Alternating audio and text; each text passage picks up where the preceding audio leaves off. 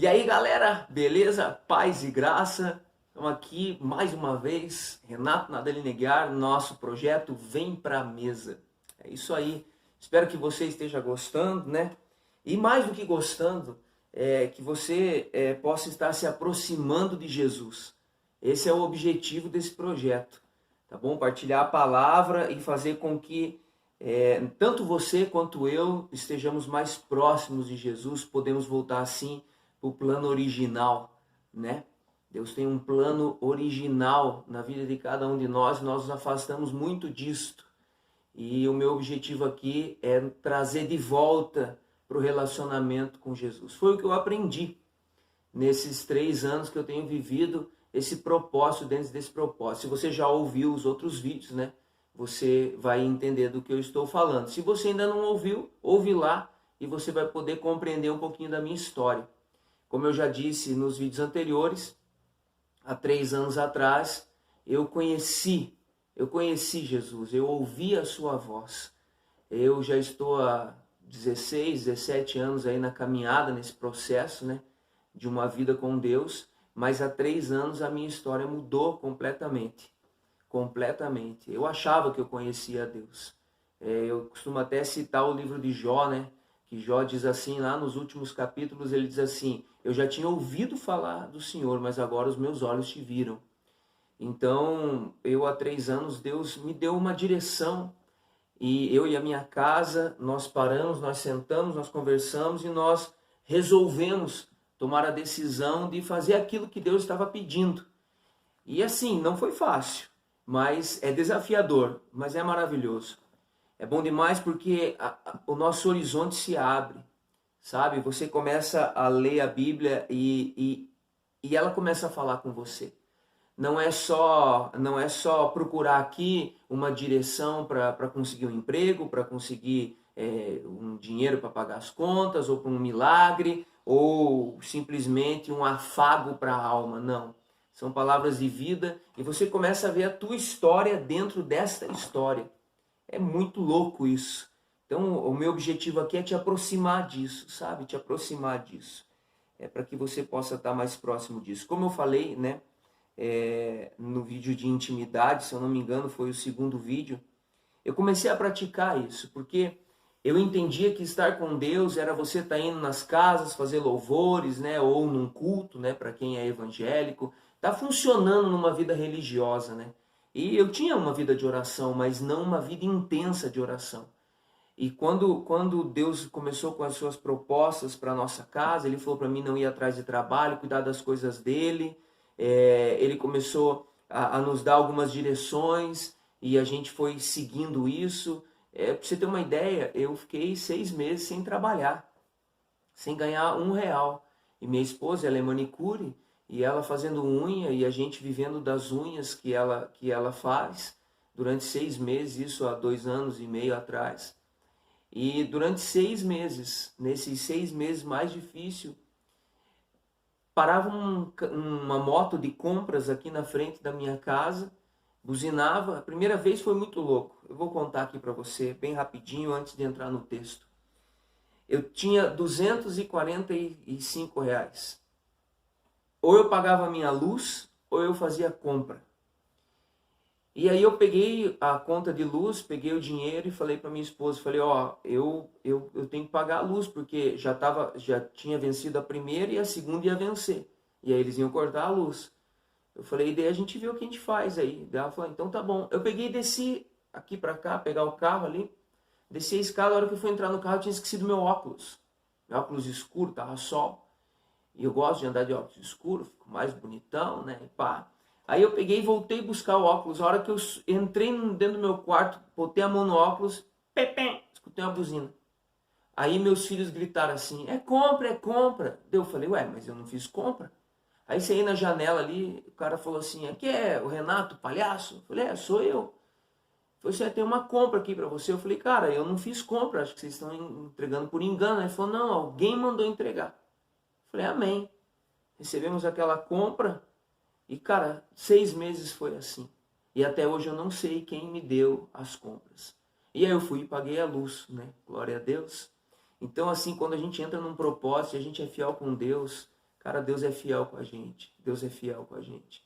Ó, vou te contar um testemunho hoje. Talvez o hoje para você seja amanhã, né? Porque você não sabe que dia que é hoje, mas entenda. Amanhã eu vou para Londrina, vou fazer uma viagem. E hoje eu estava sem dinheiro para ir, porque eu tive que pagar algumas coisas aqui. E hoje um cara me mandou uma mensagem e falou assim, ó, me passa o número da sua conta, que eu vou depositar um dinheiro para você. Acabou de acontecer isso. Deus é fiel, cara. Quando nós acreditamos em Deus e fazemos aquilo que Deus nos pede, Deus é fiel conosco. Amém? Então nós estamos há 3 anos assim, nesta vida, e eu buscando. Eu cheguei num momento de desespero tão grande, e como eu já disse nos vídeos lá atrás, me enfiei no meio do mato, comecei a buscar Deus, buscar, e Deus não falava, até o dia que Deus começou a falar. Porque Deus, ele quer ver se nós somos perseverantes numa vida com Ele. E hoje, graças a Deus, a minha casa está se alinhando com os propósitos de Deus na nossa vida, porque entenda, eu sou família. Deus não ia chamar eu e deixar minha esposa de lado. Deus não ia chamar eu e deixar meus filhos de lado. Quando Deus fala comigo, Ele fala com a minha casa. Ele fala comigo, com a minha esposa, com os meus 3 filhos. E toda a minha casa precisa se alinhar e se ajustar nesse chamado que Deus nos dá. Amém? Então, a parada não é individual. A parada é coletiva. Ele toca no indivíduo, mas para o coletivo. Mas eu quero falar aqui uma coisa muito interessante, também relacionada a isso que eu estou te contando, sobre os magos. O último vídeo que eu fiz, o último vídeo agora que saiu, eu falei sobre os magos. E aqui eu queria fazer uma correção. Eu disse que eram 3 reis magos, ainda frisei isso, falei 3 magos. Na verdade, a Bíblia não cita quantos magos são. E nem eu acredito que eram 3. O cara não ia andar em 3 no deserto com ouro, incenso e mirra. É ou não é? Com certeza era uma comitiva de homens, de pessoas que os ajudavam e também de magos. Né? Então, perdoe o meu erro, né? Porque a Bíblia não cita que são 3 e eu gosto de ser bem bíblico. Amém? Embora muitas tradições dizem que são 3 magos. Eu não acredito nisso. Eu acredito que eram magos. Tá? Mas vamos ao texto. Tendo, pois, Jesus... Mateus capítulo 2. Evangelho de Mateus capítulo 2. Começando no versículo 1, nós vamos até o versículo 12. Tendo, pois, Jesus nascido em Belém de Judá, no tempo do rei Herodes, eis que magos vieram do Oriente a Jerusalém. Perguntaram eles, onde está o rei dos judeus que acaba de nascer? Vimos a sua estrela no Oriente e viemos adorá-lo. A esta notícia o rei Herodes ficou perturbado e toda Jerusalém com ele. Convocou os príncipes dos sacerdotes e os escribas do povo e indagou deles onde havia de nascer o Cristo. Disseram-lhe, em Belém, na Judéia, porque assim foi escrito pelo profeta. E tu, Belém, terra de Judá, não és de modo algum a menor entre as cidades de Judá, porque de ti sairá o chefe que governará Israel, meu povo. Herodes então chamou secretamente os magos e perguntou-lhes sobre a época exata em que o astro lhes tinha aparecido. E enviando-os a Belém, disse, ide e informai-vos bem a respeito do menino. Quando o tiveres encontrado, comunicai-me para que eu também vá adorá-lo. Tendo eles ouvido as palavras do rei, partiram. E eis que a estrela que tinha visto no Oriente os foi precedendo até chegar sobre o lugar onde estava o menino e ali parou. A aparição daquela estrela os encheu de profunda alegria. Entrando na casa, acharam o menino com Maria, sua mãe, prostraram-se diante dele e o adoraram. Depois, abrindo os seus tesouros, ofereceram-lhe como presentes ouro, incenso e mirra. Avisados em sonhos de não tornarem a Herodes, voltaram para a sua terra por outro caminho. Amém? Como eu disse no vídeo passado, o que me surpreende aqui nesse texto, e quando eu li esse texto, e porque eu já tinha lido esse texto várias vezes, mas quando eu li esse texto e entendi que estes magos que eram astrólogos não eram cristãos, né? Até porque a palavra cristão não existia, mas só para você entender, eles não eram religiosos, vamos lá. E Jesus se revela justamente para eles. Cara, eu fiquei assim, confesso para você, com grande temor no meu coração. Porque eu comecei a pensar, meu Deus, os sacerdotes e os escribas não sabiam. Quando Herodes chama eles, a resposta aqui é rápida, porém, com certeza eles foram buscar nos manuscritos, saber da onde viria esse rei dos judeus. Por que Herodes em Jerusalém fica perturbada? Por quê? Porque um rei viria para governar. E ele era sucessor do rei que estava no trono. Então Herodes fica perturbado, porque, meu Deus, não tem ninguém nascendo na minha casa. Como que vai nascer um cara que vai vir reinar aqui? E o meu reinado? E a minha sucessão? E toda Jerusalém fica perturbada. Por quê? Porque as notícias do céu perturbam os incrédulos. As notícias dos céus perturbam os mundanos. Por isso que muitas vezes, pessoas que têm mais proximidade com Deus, mais intimidade com Jesus, falam algumas coisas e as pessoas ficam perturbadas, porque não estão com a mesma mentalidade, não estão com a mesma direção, não estão com o coração ligado na mesma coisa, na mesma palavra, no mesmo ambiente. Mas vamos lá, vamos tocar para frente. Então, a igreja não sabia. A igreja não sabia. A igreja estava totalmente fora da realidade. E Deus precisa trazer magos, astrólogos, para dizer assim, ei, o rei vai nascer.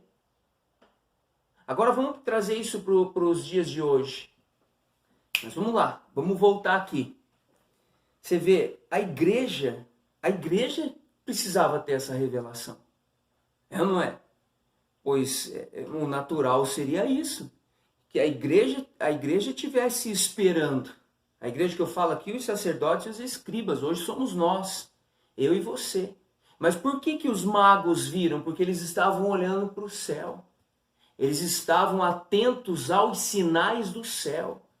Meu irmão, nós precisamos estar atentos aos sinais que Deus tem nos dado nesse tempo que nós estamos vivendo. Agora entenda, desculpa, deixa eu puxar a orelha aqui um pouquinho dos cristãos. Você não lê a Bíblia. Você não lê a Bíblia. Como eu falei, eu sou um cristão católico. Ei, desculpe, católico não lê Bíblia. Não lê Bíblia. Então, Oséias diz assim, ó, meu povo se perde por falta de conhecimento. Deus quer que nós o conheçamos. E como é que nós vamos conhecê-lo se nós não estivermos olhando para o alto? E como é que nós vamos olhar para o alto se nós não entendermos os sinais que estão vindo do alto? Para eu poder entender os sinais que estão vindo do alto, eu preciso, ler a Bíblia. Você veja que interessante, a pedagogia aqui. Eles chegam e falam assim, onde está o rei dos judeus que acaba de nascer? O que os sacerdotes e escribas dizem? Está escrito. Você está entendendo? Está escrito. E foi na Bíblia que eles descobriram aonde o rei ia nascer. Olha que interessante, presta atenção. Ó. Primeiro, o sinal. Segundo, a palavra. Terceiro, a direção. Então não adianta eu ter só o sinal, se eu não tiver a palavra, eu não vou ter a direção. Não adianta eu ter só a direção, se eu não tiver o sinal, eu vou me conduzir na hora errada, para o lugar errado, de forma errada. Então as coisas caminham juntos. Uma vida cristã, ela é feita de vários processos. Existem coisas que eu preciso praticar, que eu preciso fazer. Amém, irmãos? Nós precisamos voltar a ler a Bíblia, nós precisamos voltar a ter intimidade com o Senhor, nós precisamos voltar a orar. Não é tempo mais de brincar de cristianismo. A Bíblia fala assim, ó, o mundo jaz no maligno. Jesus disse isso, que nos últimos tempos haveria uma incredulidade muito grande no planeta. Porém, a criação aguarda a manifestação dos filhos de Deus. Se os filhos, que somos nós, a sua igreja, começarmos a nos manifestar, Deus vai enviar os seus sinais, nós vamos pegar esses sinais, vamos colocá-los na palavra e a palavra nos dará direção. Esses magos foram para Belém. Mas a Bíblia não diz aqui, ó, que eles pegaram um mapa e viram, Belém é aqui, vamos para Belém então. Não, eles continuaram seguindo a estrela que os direcionava. Eles continuaram seguindo a estrela. Eles não foram pela palavra do homem, eles foram pelo sinal de Deus. O sinal que Deus tinha dado a eles. Agora entenda uma coisa, naquele tempo, esses magos, eles eram tidos como um povo afastado da presença do Senhor. Eles eram tidos como pecadores. Como pecadores. Por quê? Porque eles se davam à astrologia. Você entende isso? Ou seja, Deus se revela para os interessados. Deus se revela para os interessados. E olha que interessante, esses magos tiveram um encontro com Jesus. Enquanto a igreja ficou no palácio, estes magos andaram pelo deserto, caminharam, eles correram risco de vida. Eles vieram do Oriente. E é interessante essa questão do Oriente, mas vamos lá, vamos focar aqui, senão eu vou abrir muito parênteses e eu vou longe. E esses vídeos têm que ser curtos, amém? Eles vieram do Oriente. Você já parou para pensar quanto tempo eles caminharam? Seguindo uma estrela, uma estrela. Eles não tinham uma palavra, eles não tinham a Torá, eles tinham apenas um sinal. E eles seguiram apenas esse sinal. E esse sinal os levou a Cristo. E quando eles chegam, olha só, eles chegam lá na casa, que fala casa, né, onde acharam um menino com Maria. Tem uma outra tradução que diz assim, que eles entraram na casa. Outras traduções dizem que é no estábulo, né? Nessa manjedoura onde Jesus estava. Eles se prostraram diante do menino. Eles foram lá para o adorar. Você vê como a adoração é o princípio deste encontro? Mas não, muitas vezes nós vamos até Deus porque a gente quer alguma coisa. Nós vamos até Deus porque a gente precisa de alguma coisa. Nós vamos até Jesus porque nós estamos em necessidade. Ah, meu Deus. Essa concepção que precisa mudar. Essa ideia que precisa mudar. Nós precisamos ir até Deus para o adorar. Ir até Jesus para o adorar, porque a adoração é o princípio de todas as coisas. A adoração é o princípio de todas as coisas. Você veja que interessante, Adão tinha um relacionamento com Deus. Diz a Bíblia lá em Gênesis que todo dia, na brisa da tarde, Deus vinha para estar com Adão. Aquele momento de diálogo, aquele momento de interação entre Deus e Adão, aquele momento em que Deus se entretinha com Adão e Adão se entretinha com Deus, isso é princípio de adoração, cara. Isso é princípio de adoração. Aonde eu gosto de estar com a pessoa. Aonde eu gosto de estar com ele. E aquilo me gera prazer, porque Jardim do Éden era o jardim dos prazeres, e havia prazer quando Adão estava com Deus. Se você não está mais encontrando prazer na vida religiosa, é porque você não está com Deus. Talvez você esteja funcionando muito bem, mas o trabalho não está fluindo. Por quê? Porque você precisa voltar para esse ambiente de adoração. E nós aprendemos isso hoje com magos que eram astrônomos, astrólogos. E quando eles adoram Jesus, na adoração, eles são transformados. Porque está escrito aqui que eles voltaram para a terra por outro caminho. Para a sua terra, ou seja, a movimentação deles mudou. A movimentação deles mudou. Eles pegaram outro caminho. E você pode me falar, eles pegaram outro caminho porque um anjo apareceu e disse para eles, não volta pelo palácio de Herodes. Sim, também. Também porque Deus ele não faz nada por incompleto. Se um anjo aparece e diz para eles não voltarem por aquele caminho, é porque algo novo tinha acontecido dentro deles. Algo novo aconteceu com eles. E olha que interessante, depois que eles adoraram, eles não colocaram na mesa os pedidos de oração. Não que você não possa ter pedidos de oração, não é isso que eu estou dizendo. Mas eles não colocaram lá na manjedoura, ou nos pés de Maria, ou nos pés de Jesus, ou nos pés de José, os seus pedidos de oração. Eles colocaram, olha o que diz o texto, ofereceram-lhe, depois abrindo os seus tesouros, ofereceram-lhe como presentes ouro, incenso e mirra. Abrindo os seus tesouros. A Bíblia fala que nós somos vasos de barro carregando tesouros.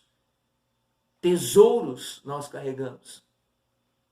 Tem uma outra passagem que diz assim, aonde está o teu tesouro, lá está o teu coração. eles ofereceram algo para Jesus. Eles deram o melhor que eles tinham para Jesus. E aí então, primeiro eles adoram, depois eles oferecem o melhor que eles têm, não como um sacrifício, viu? De coração, são presentes. Aí então, Deus vem dar uma direção para eles. Primeiro eles adoram, depois eles oferecem o melhor dos seus tesouros. E aí Deus vem e dá uma direção para eles. E sabe por que eu acho que eles deram ouro, incenso e mirra para José e Maria, para Jesus? Jesus era um bebê, o que ele ia fazer com ouro, com incenso e com a mirra? Porque logo depois, José precisa ir para o Egito com a criança e com a mãe da criança, para fugir do massacre que estava havendo. Então o ouro, o incenso e a mirra vieram como provisão para o tempo que eles iriam ficar no Egito. Isso é uma coisa que eu acredito, porque Deus sabe de todas as coisas.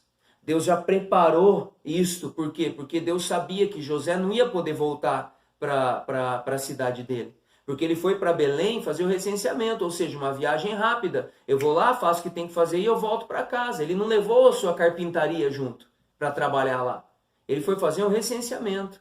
Igual você, de repente, vai fazer uma viagem rápida. Já aconteceu com você? Comigo já. Eu peguei minha família um final de semana, falei, vamos para Curitiba, vamos sairmos aqui, ó, uma sexta para ficar sábado e voltar domingo de manhã. E cara, meu carro estragou na ida de sexta. Fundiu o motor. Aí eu tive que esperar um primo meu me buscar em Curitiba. Nós chegamos à noite em Curitiba, ficamos lá na casa dele, já não podemos fazer tudo que a gente queria. E eu não voltei domingo, eu voltei segunda-feira à tarde com meu carro guinchado num guincho. Então, Deus sabe de todas as coisas, Ele já prepara a provisão. Foi o que aconteceu aqui na vida de José, dos três, Maria, José e Jesus. Deus já preparou a provisão para eles estarem um tempo no Egito. Amém? Deus prepara tudo quando nós estamos com Ele. E aí Deus vem, manda um anjo dizer para eles assim, ó, volta por outro caminho. Ou seja, muda seu itinerário. Muda seu caminho, muda sua forma de pensar, porque você teve um encontro com Jesus através da adoração. Eles ofereceram o melhor e Deus deu direção. Então você quer direção na sua vida? Adora. Adora, porque a adoração vai te centrar. E aí Deus vai começar a tirar de você o melhor que você tem.